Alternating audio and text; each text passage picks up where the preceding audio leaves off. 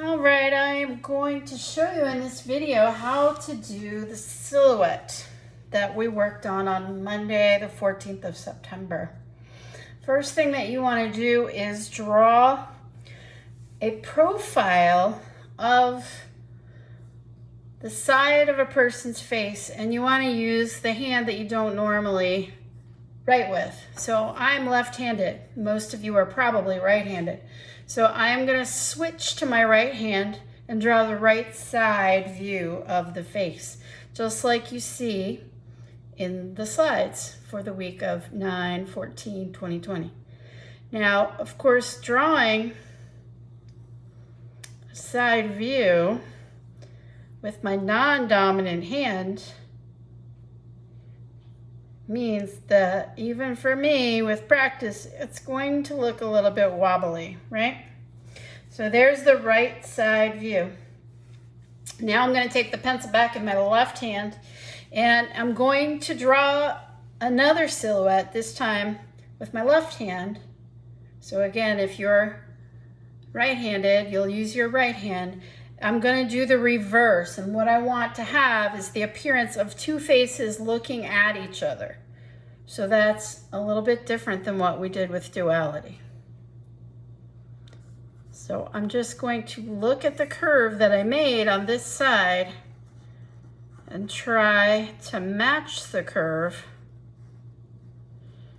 coming down on the other side.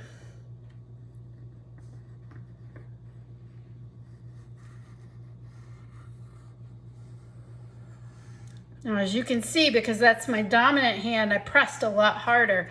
Remember what I say, go light to get it right. Another thing you can do to double check it is take your ruler, and again, if you zero it out at the edge of your paper, you can make yourself some guidelines now that you've got the two sides drawn, and that will help you out. So it's zeroed over here at the edge.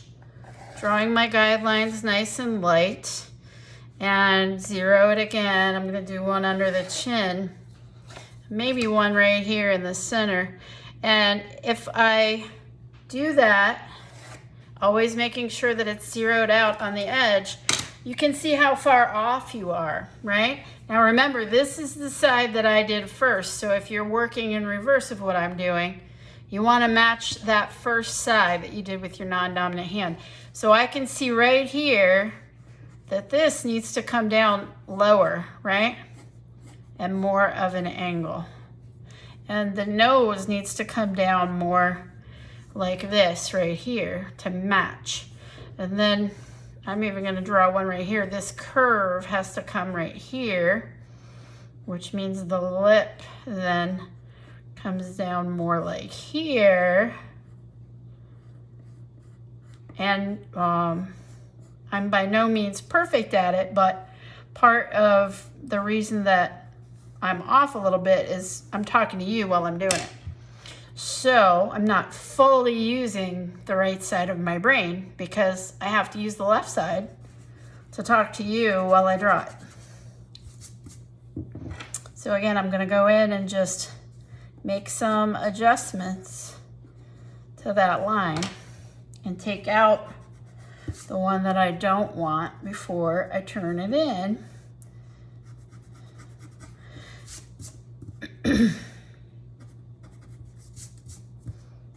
And just as an added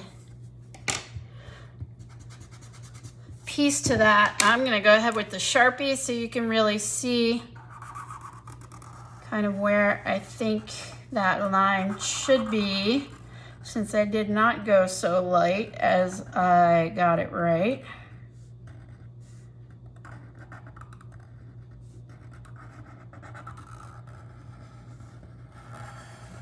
And the other difference is, of course, I stopped talking while I was doing it.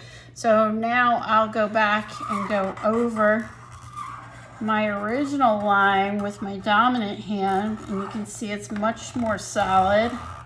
And of course, as I'm tracing, I can talk, right?